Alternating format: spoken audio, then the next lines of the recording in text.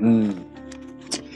Bonjour, bonjour, bonjour, bonjour à tous. Nous bénissons les Seigneurs pour cette belle journée qui nous accorde d'être encore dans sa présence pour pouvoir parler de sa part. Nous bénissons et nous recevons sa grâce au milieu de nous. Bien-aimés, ce matin, nous allons parler d'un sujet que j'ai trouvé important pour moi de pouvoir en parler sur ça. Et je nous recommanderais de bien me suivre. Peut-être que je ne vais pas être minutieux, mais je pense que le Saint-Esprit le sera et il le fera dans nos cœurs.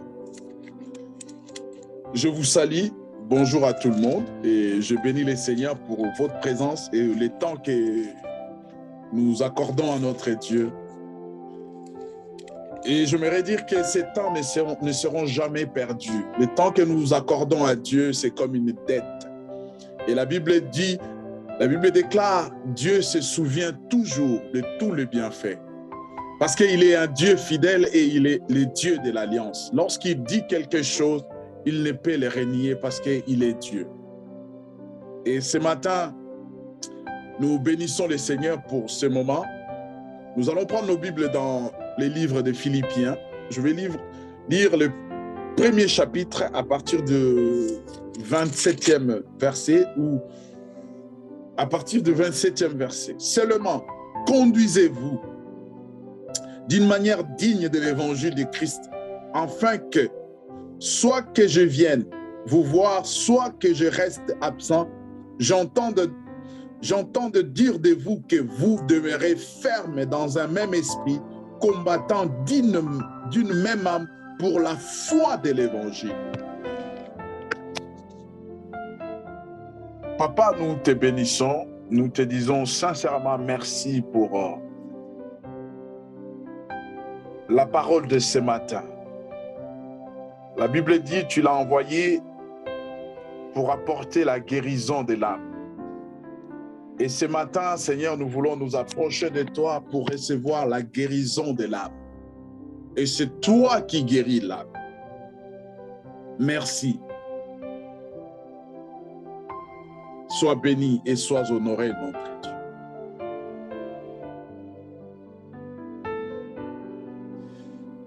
Merci.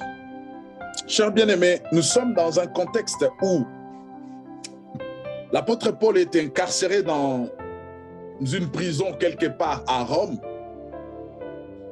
et il est en train d'écrire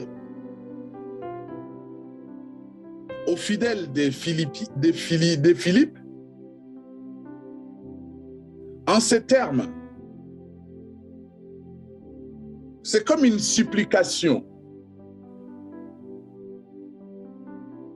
Il est en train de les rappeler les essentiels, ce qui est primordial, ce qui est important. Il dit seulement, conduisez-vous d'une manière digne de l'évangile de Christ, afin que soit que je vienne vous voir, soit que je reste absent, j'entends de dire de vous que vous demeurez ferme dans un même esprit, combattant d'une même âme par la foi, pour la foi, de l'évangile. Oh, je ne vais pas parler de la foi ce matin. Je vais parler de ces comportements que nous devrions avoir. Si je peux donner un titre à ce message, je dirais, comportons-nous conformément à l'évangile. Cela doit être notre combat de tous les jours, bien-aimés.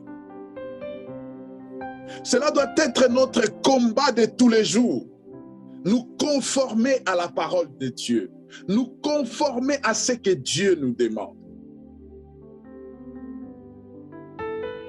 Mais très souvent, nous remarquons, nous avons perdu cet objectif. Nous sommes allés dans des choses superficielles. Nous sommes allés dans des choses des choses déjà acquises, nous allons les chercher. Nous laissons le pain à la maison et nous sortons pour aller chercher le pain ailleurs. Paul était incarcéré dans une prison à Rome. Et il est en train d'interpeller les fidèles de Philippe par rapport à cette attitude que les chrétiens de Philippe doivent avoir. C'est-à-dire se conduire d'une manière digne de l'évangile de Christ. Je ne sais pas qu'est-ce qui s'est passé dans cette église ou dans cette assemblée. Je ne sais pas comment le peuple se comportait. Mais lorsque nous essayons de voir un peu par rapport à ce qui est écrit dans le premier chapitre, nous voyons que ce peuple n'était pas vraiment comme le peuple, comme l'assemblée. Cette assemblée n'était pas comme l'assemblée de Corinthe. Ils avaient quelques vertus. Ils avaient besoin de connaître Christ et Christ crucifié. Et Paul est en train de les exhorter. Parmi eux, lorsque vous regardez vers le chapitre 3, il y avait de faux docteurs. Les gens qui se faisaient passer par des docteurs de la loi, pour des docteurs de la loi. Les gens qui prenaient la circoncision physique, au lieu de prendre la circoncision spirituelle, la circoncision du cœur. Paul les exhortait à la poursuite de la perfection.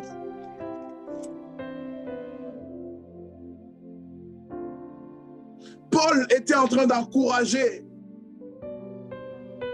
en leur disant, ne vous inquiétez de rien, mais en toutes choses, par des prières, des supplications, avec des actions de grâce, faites connaître à Dieu tous vos demandes. C'est dans Philippiens que Paul a dit ces paroles. Je ne sais pas quelles étaient leurs inquiétudes, mais lorsque nous essayons de jeter un coup d'œil, nous voyons que cette assemblée, cette communauté de Philippe avait des petits problèmes, avait des problèmes, le problème de comportement, le problème des choix.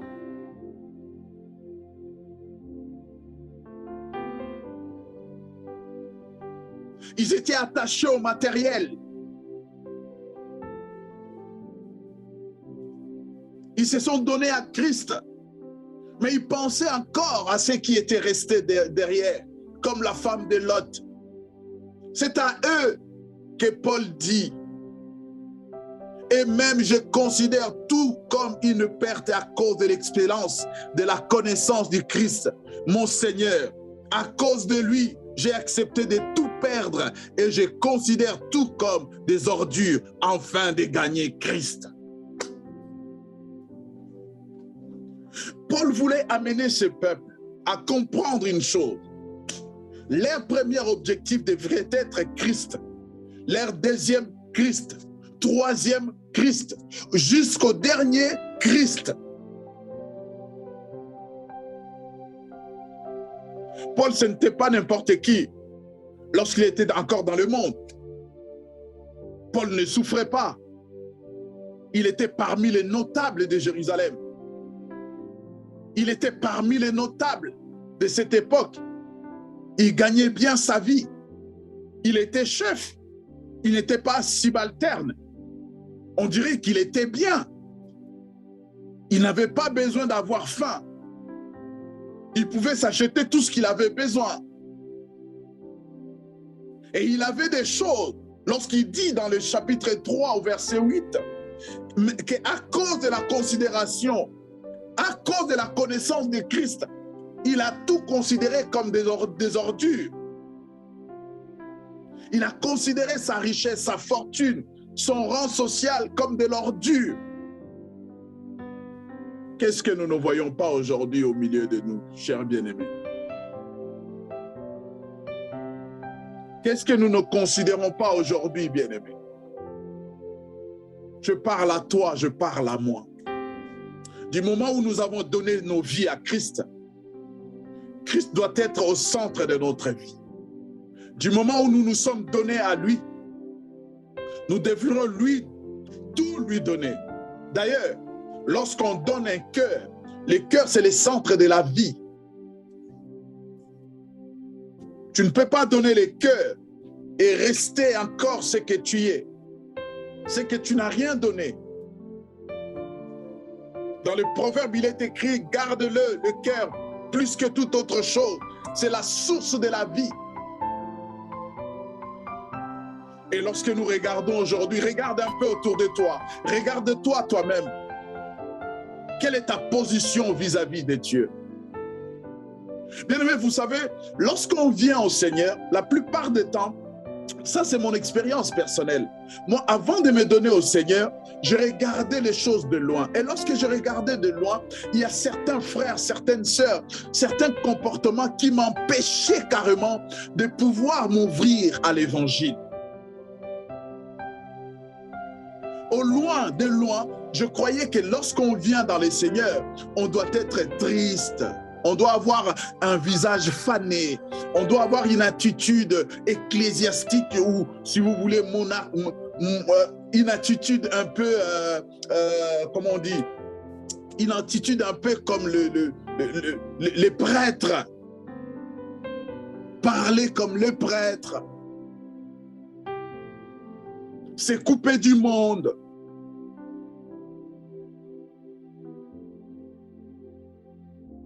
Et je regardais de loin comme ça, je me disais non, si c'est ça, prier, franchement, je préfère rester encore un peu, mener ma vie parce que je ne pense pas que là-bas, je trouverai ma place.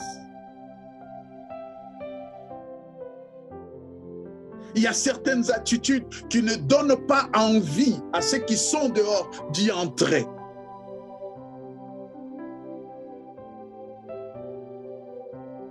Il y a certaines prédications, lorsqu'on les écoute, oh, on se dit non, je préfère rester encore un peu. Nous prêchons non pas dans le but de gagner les âmes, nous prêchons non pas dans le but d'amener les gens à se réconcilier avec Dieu, mais nous prêchons, nous faisons peur aux gens. Nous faisons peur aux gens. Moi, j'aime quand je parle du péché et à la fin, j'ai une solution, j'apporte la solution. Mais beaucoup plus de temps, les gens font peur dans leur prédication. Ils martèlent sur le péché, ils martèlent sur le péché et à la fin, il n'y a pas de solution.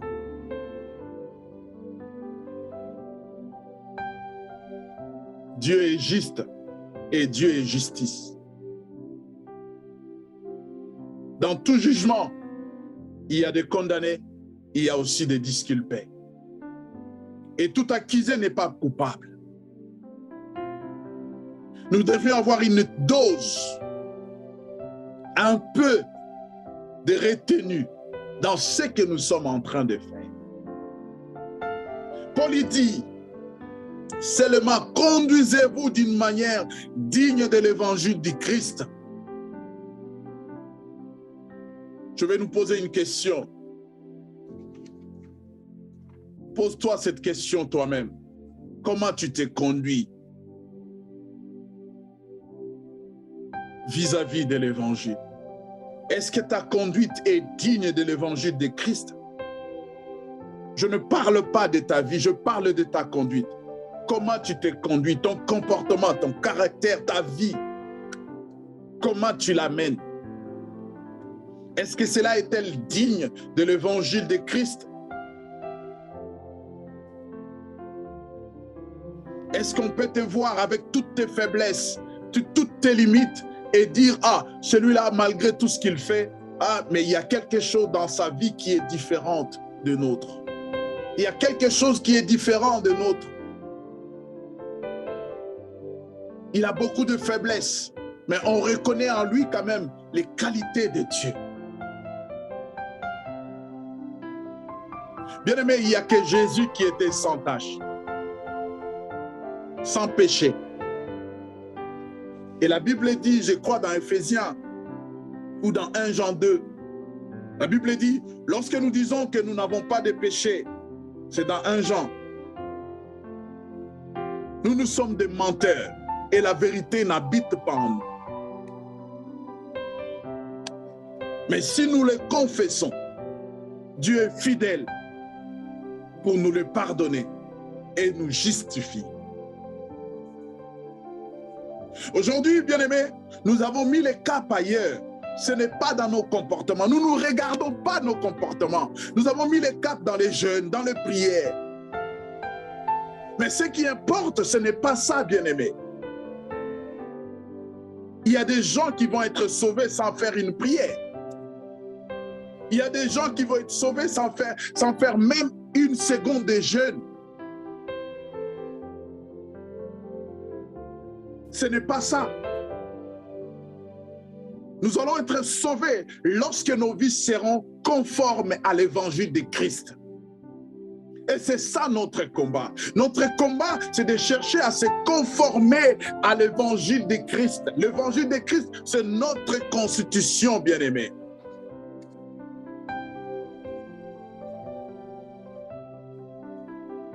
Dans les pays où nous vivons, bien-aimés, des fois, nous ne prions pas.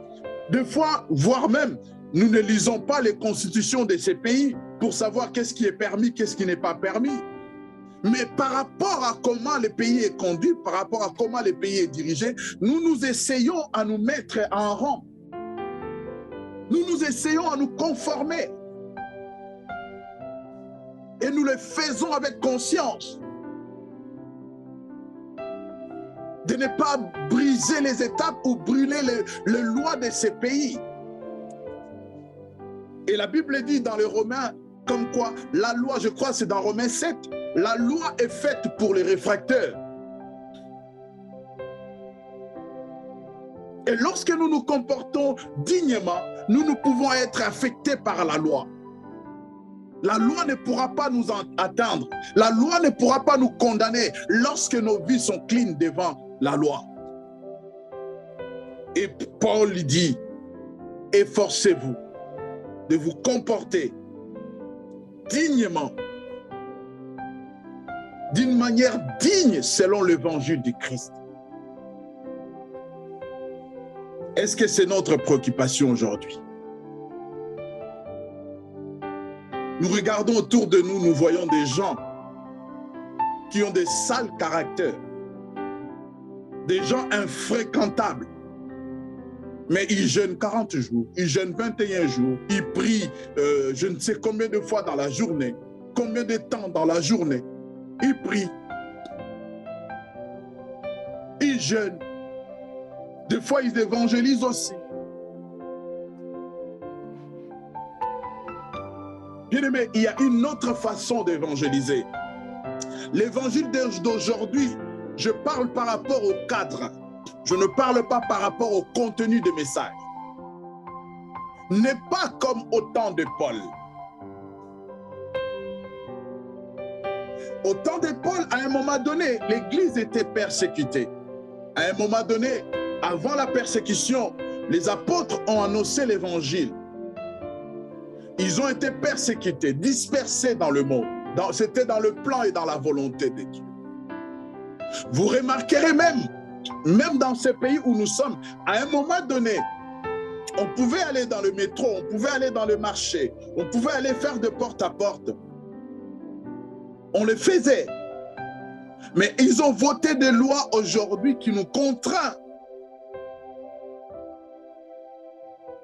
de ne pas faire cela en public, sinon ça serait considéré comme du prosélytisme et cela est condamné par la loi. Mais de temps en temps, nous brisons cela, nous le faisons. Mais bon, ça, ce n'est pas vraiment ma prédication de ce matin. Mais c'est juste, je voudrais nous amener à comprendre qu'il y a d'autres priorités dans la vie d'un enfant de Dieu. Et la plus grande des priorités, c'est de s'occuper d'abord de sa conduite vis-à-vis de l'évangile de Christ. Il est aberrant d'être quelqu'un de négligent, quelqu'un de désordonné, quelqu'un qui mène sa vie comme il veut et c'est prétendre être enfant de Dieu. Nous le voyons, bien-aimés. Allez dans les réseaux sociaux, vous verrez. Si c'est pour la première fois, vous venez d'écouter la personne, vous allez vous poser des questions. Est-ce que c'est un enfant de Dieu ou c'est quoi? C'est un païen? Conduisez-vous d'une manière digne de l'Évangile. Le rétroviseur de notre vie doit être l'Évangile. Nous devions avoir l'Évangile devant nous pour regarder en arrière et pour regarder devant, pour contrôler sur les côtés. Nous n'avons que l'Évangile. Bien-aimés, vous savez, en soi, si nous considérons le message d'Évangile dans son essence, il n'y a rien à reprocher là-dessus. Mais lorsque le message d'Évangile est confronté à nos comportements, c'est là où, bien aimé, il y a des amalgames. C'est là où, bien aimé, il y a des problèmes.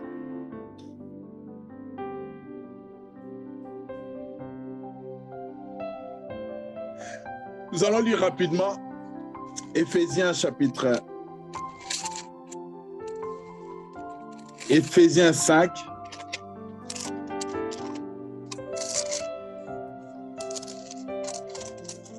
Je lis Éphésiens 5. Écoutez ce que la parole déclare. Verset 1er. Soyez donc les imitateurs de Dieu comme des enfants bien-aimés. Oh, là ça devient compliqué. Là ça devient dur. Soyez donc les imitateurs de Dieu comme des enfants bien-aimés. Et marchez dans l'amour, de même que le Christ nous a aimés, s'est livré lui-même à Dieu pour nous en offrande et en sacrifice comme un parfum de bonne odeur. Les deuxième versets vraiment, je ne vais pas trop m'appuyer là-dessus. Ce qui m'importe ici, c'est le verset 1er.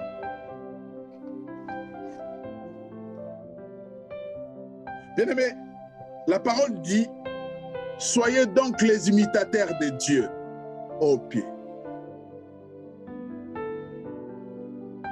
Notre modèle, notre exemple, notre référence. La Bible dit Dieu.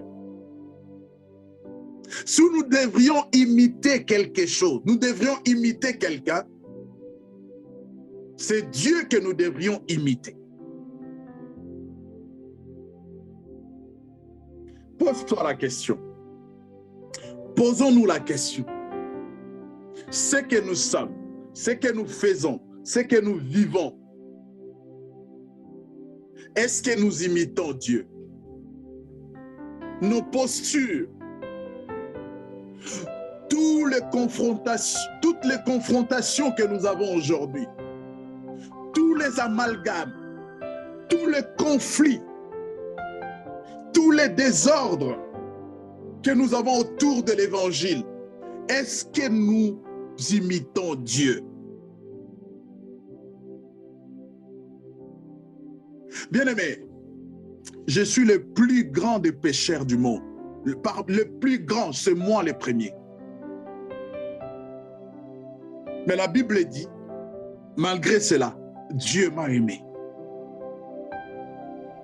Il m'a non seulement aimé, il m'a donné un sacrifice, qui n'a pas de prix. Juste parce que pour ma petite vie, qui ne vaut en réalité rien, Dieu m'a donné un sacrifice. Dieu a donné un sacrifice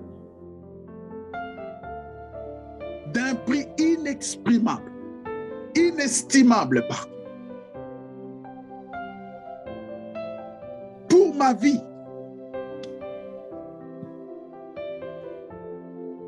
Et la Bible dit, nous étant qu'enfants de Dieu, c'est Dieu que nous devrions imiter. Quelqu'un me dit, ah, ça, c'est impossible. Oui, vous pouvez avoir raison, c'est impossible. Parce que chez l'homme, c'est impossible. La Bible dit dans Luc, tout ce qui est impossible à l'homme est possible à Dieu. Il est impossible lorsque nous nous efforçons à le faire de nous-mêmes. Il est impossible de se conformer à Dieu. Lorsque nous voulons le faire avec nos efforts, nous voulons le faire avec les sacrifices. Nous voulons le faire par des jeûnes, par des prières. Nous voulons le faire par l'assiduité à des réunions de l'Église. Nous voulons le faire par des offrandes et des dîmes. C'est difficile. Mais lorsque Dieu le fait en nous, parce que c'est lui qui nous a créés, il a créé tous les organes que nous avons dans le corps. Il a créé tous les systèmes immunitaires, tous les systèmes qu'il y a dans le corps humain. C'est lui qui a créé. Et lorsqu'il vient pour le faire, il sait là où il doit le faire, il sait là où il faut le faire. Bien-aimé, ton combat de tous les jours, ce n'est pas les sorciers. Ton combat de tous les jours, ce n'est pas les sirènes. Sirènes des eaux, sirènes des forêts, sirènes je sais où. Ton combat de tous les jours, ce n'est pas ton frère, ni ta mère, ni ton oncle, ni ton père. Ton combat de tous les jours, cher bien-aimé, c'est toi-même. C'est de te chercher à se conformer à Dieu. Tu peux chasser les démons, tu peux lier les sorciers, tu peux les brûler par le feu, tu peux les envoyer dans les lieux arides, tu peux les envoyer dans les enfers, tu peux les envoyer où tu veux, sous l'eau, je ne sais quoi. Cher bien-aimé, tant que ta vie n'est pas conforme à celle de Dieu, tu es en train de battre l'air. Le plus important, ce n'est pas les démons. Nous avons donné beaucoup d'importance aux démons. Nous nous sommes créés des liens, nous nous sommes créés des démons. Bien-aimés, je l'ai dit au début, lorsque nous regardons l'évangile, l'évangile est très simple. L'évangile est très simple.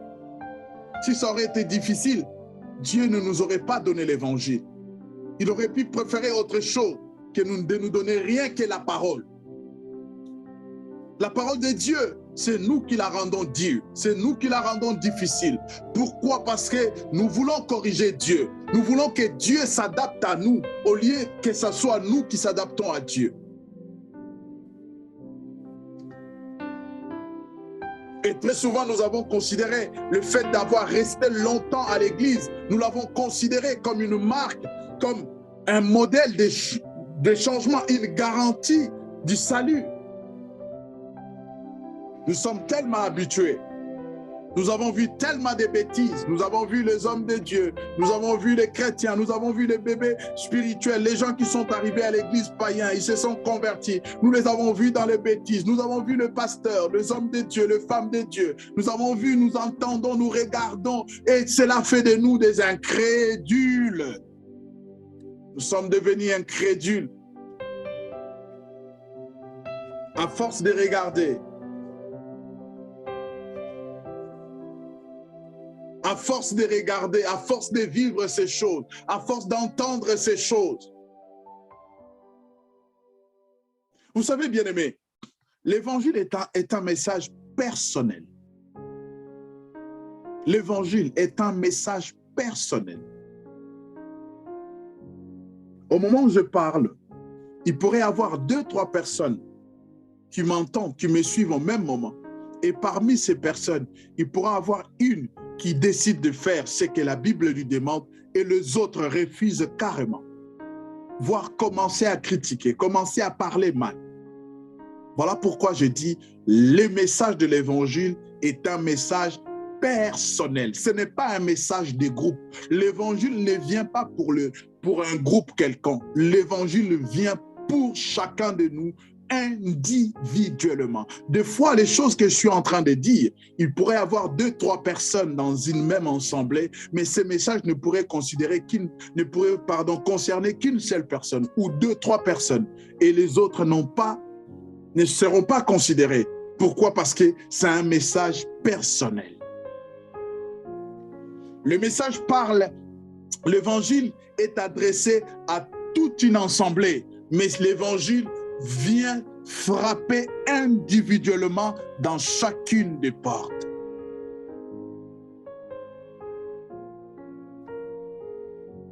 Imitez Dieu, moi qui suis l'homme, moi qui ai la chair et le sang, moi qui vis encore dans ce monde, moi qui vois des tentations par-ci, par-là, comment pourrais-je imiter Dieu?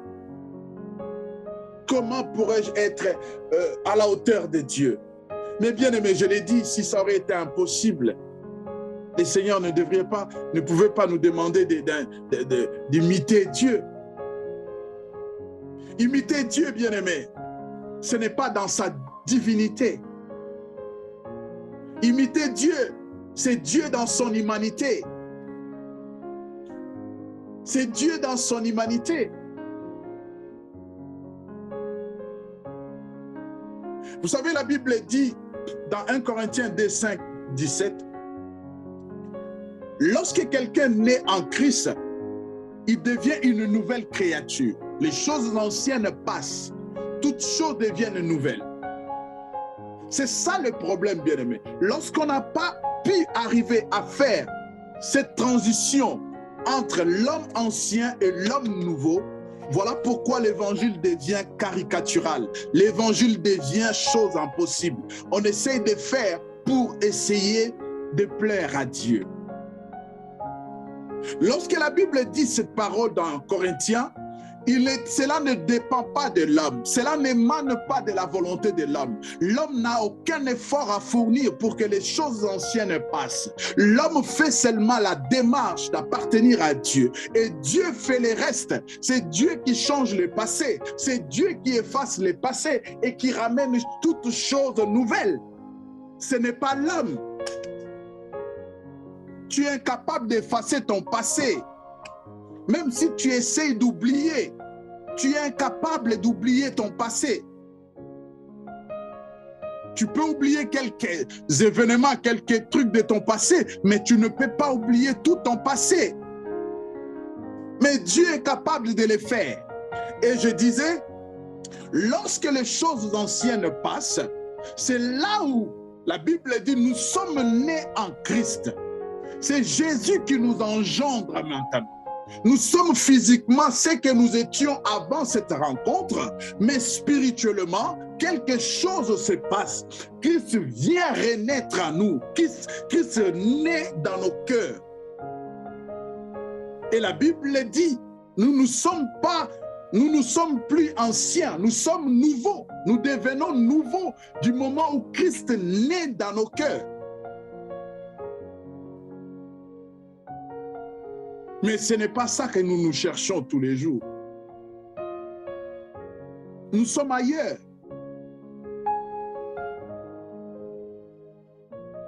Et lisez dans les Philippiens, là où nous étions. Lisez les livres de Philippiens, vous allez comprendre. Vous allez comprendre tout ce que nous sommes en train de vivre aujourd'hui. Paul dit que personne ne vous séduise par des vains discours, car il s'est incrusté parmi vous des faux docteurs. Mais aujourd'hui, les gens ferment les yeux. Les gens sont dans, vous voyez, même Daniel, même un tel. C'est quoi ça? C'est quoi ça? Nous ne sommes pas dans l'essentiel. Nous ne sommes pas dans le primordial. Nous sommes dans les discours. Et nous suivons les discoureurs qui nous éparpillent dans toute la Bible.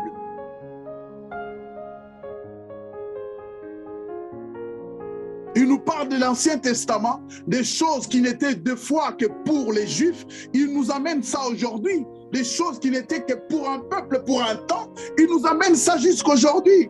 Il nous amène des pratiques judaïques. Il nous amène des choses du judaïsme. Mais laissez-moi vous dire une chose, bien-aimés. La vie chrétienne, la relation avec Dieu est plus que le judaïsme.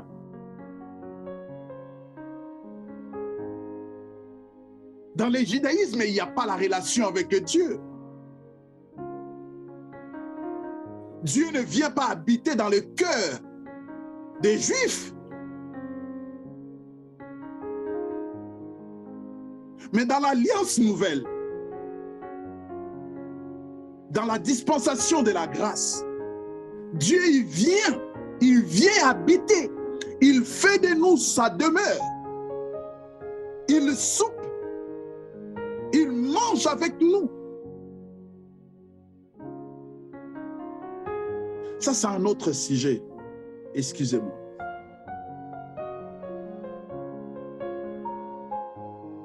Cela nous implique, je disais, lorsque nous naissons en Christ, nous sommes de nouvelles créatures. Quelqu'un me dira, mais non, comment je suis nouvelle créature? Oui, le Seigneur te crée de l'intérieur. Tu peux être vieux de 80 ans, mais ton intérieur, lorsque tu viens à Christ, Christ change ton intérieur, tu deviens nouvelle créature. Il modifie, il boute tout est formaté, il te remet le compteur à 0, tu es clean, toute chose en toi deviennent nouvelles.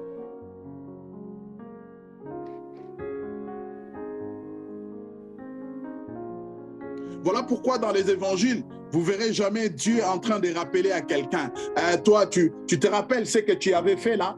Tu te rappelles ce que tu avais fait? Tu sais, je te garde dedans depuis. Hein? Je ne t'ai jamais pardonné cela. Tu te rappelles? Tu crois que moi je suis un idiot? Vous ne le verrez jamais. Lorsque nous sommes en Christ, bien-aimés, nos vies sont transformées et nous devions faire un effort pour nous conformer à la parole de Dieu. Nous devions faire un effort pour imiter Dieu. Nous devions devenir comme Dieu. Nous devions changer parce que nous ne sommes plus les mêmes personnes. Dans Éphésiens chapitre 4, au verset 22, je vais lire ça rapidement. Il dit, à cause de votre conduite passée, de la vieille nature qui se corrompt par de convoitises trompeuses.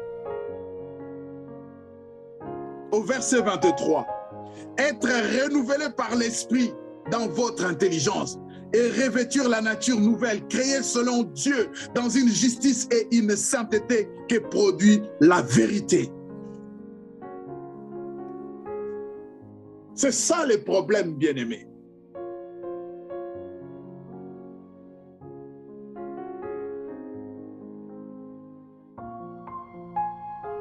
Si du moins vous entendez la parole de Dieu, si du moins vous êtes instruits par lui, conformément à la vérité qui est en Christ Jésus, changeons. Et le travail qu'il fait, il veut que nous soyons renouvelés par notre esprit, dans notre intelligence, et que nous puissions revêtir la nature nouvelle, celle qui est créée selon Dieu, dans une justice et une sainteté qui produit la vérité. Ce n'est pas l'être qui est créé selon un pasteur, selon un enseignement, mais selon Dieu.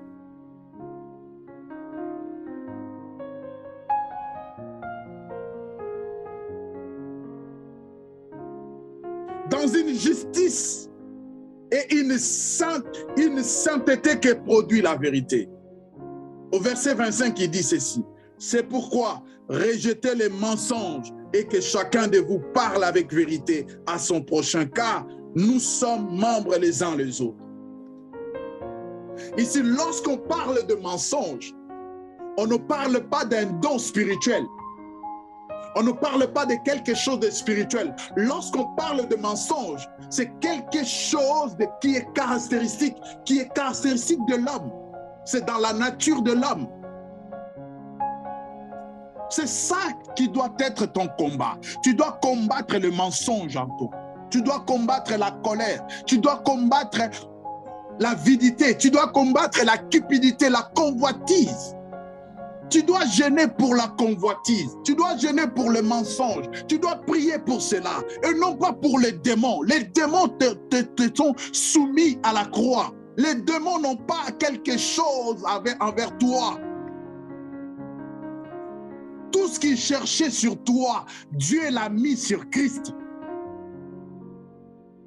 Mais toi, ton combat, ta bataille, c'est ta vie, c'est tes caractères, c'est tes habitudes.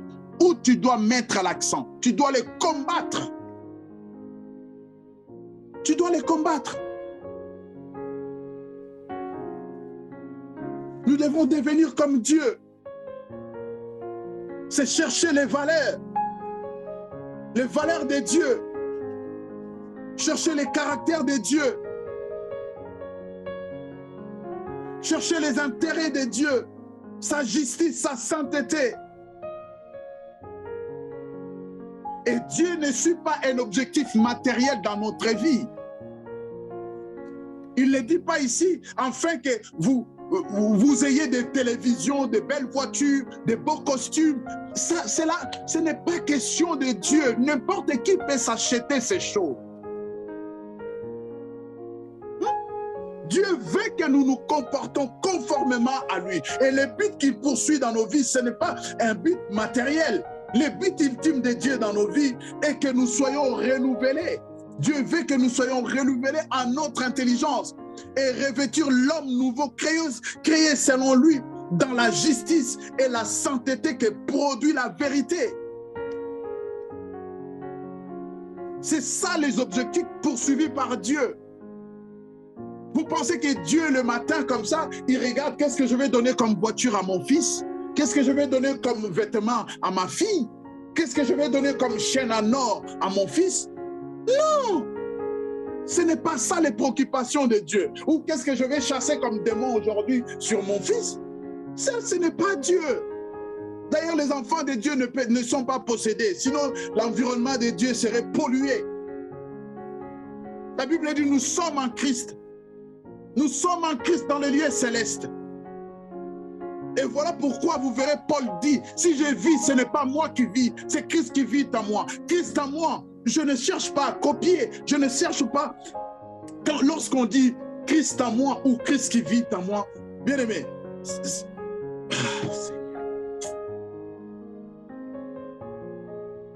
Dieu, le souhait de Dieu est que nous puissions grandir spirituellement afin de devenir semblables à Christ. Cela ne veut pas dire que nous devenons des clones.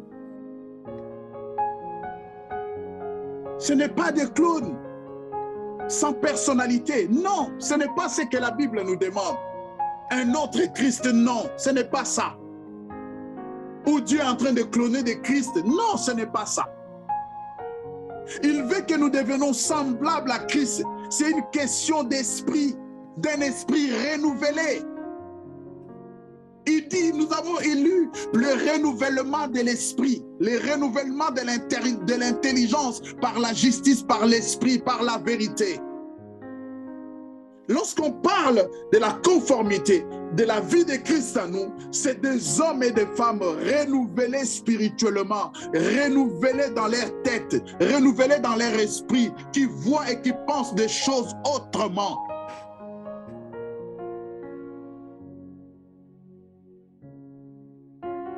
La vie de Christ, c'est le renouvellement. Il est question d'un esprit renouvelé, transformé.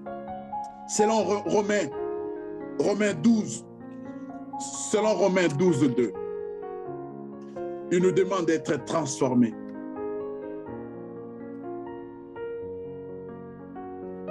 Je vais conclure mon message. Bien-aimés, Dieu nous demande à ce que nous puissions nous appliquer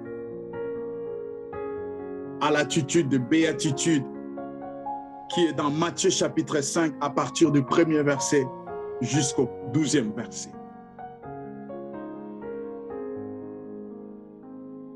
Tout ce qui est cité dans les béatitudes, ce n'est pas des bonnes choses. Il y a des affligés, il y a des injuriés, il y a des pauvres, il y a tout ça. Et Dieu nous donne une réponse, une récompense à chaque attitude, à chaque épreuve, à chaque circonstance, à chaque béatitude. Dieu nous donne une réponse divine. Il veut que nous soyons productifs et que nous puissions produire les fruits de l'esprit. Dieu attend de nous le fruit de l'esprit, bien-aimés.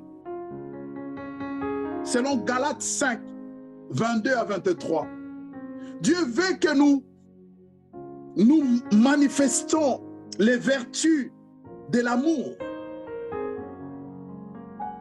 C'est ça, Dieu. Les vertus de l'amour, selon 1 Corinthiens 13. L'amour est patient. L'amour ne se plaît pas de mal des autres. L'amour est serviable. L'amour, c'est ça, bien-aimé, notre préoccupation. Nous ne voulons pas ces choses parce que nous sommes égoïstes. Il veut que nous nous efforcions de mener une vie conforme aux principes de vie, efficace et productive. Et productive comme il est écrit dans 2 Pierre chapitre 1, versets 5 à 8. Pour que notre foi ne soit pas stérile.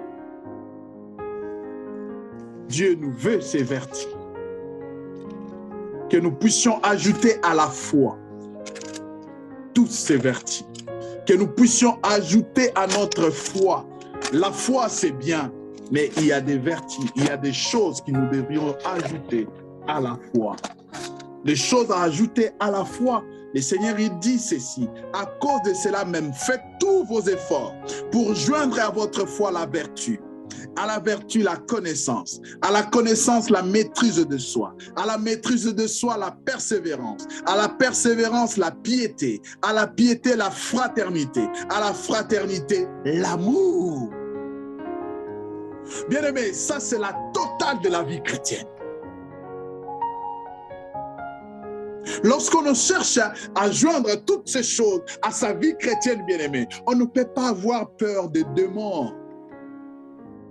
On ne peut pas avoir des liens, des hérédités. Tu as été créé nouveau en Christ. Si tu dois hériter quelque chose, tu dois hériter de Christ.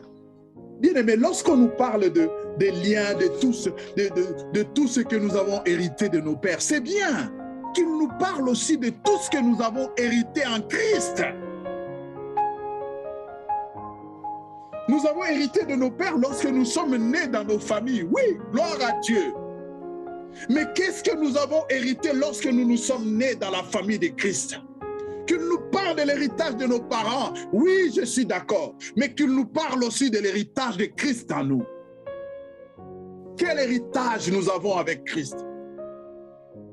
Bien-aimés, cherchez à plaire à Dieu, que vos vies plaisent à Dieu, que votre préoccupation, lorsque vous vous montez sur votre lit pour dormir, que votre première préoccupation soit « je plaise à Dieu », même dans mon sommeil, que vous vous réveillez, que votre préoccupation soit qu'aujourd'hui, ce matin, que je plaise à Dieu. Seigneur, bénis ton peuple et bénis ta parole dans chacune des vies. Je te dis sincèrement merci. Tout ce que nous avons dit avec beaucoup d'imperfections, nous te demandons, Père, de les faire dans les cœurs avec beaucoup de perfection. Toutes celles et ceux qui vont prendre des décisions dans le but de changer pour se conformer à ta parole. Seigneur, merci de les toucher et de les visiter. Je prie pour quiconque est malade, malade spirituel ou physique, Seigneur. Je le soumets à la croix et je déclare la guérison, le rétablissement au nom de Jésus. Que ton nom soit béni, Père.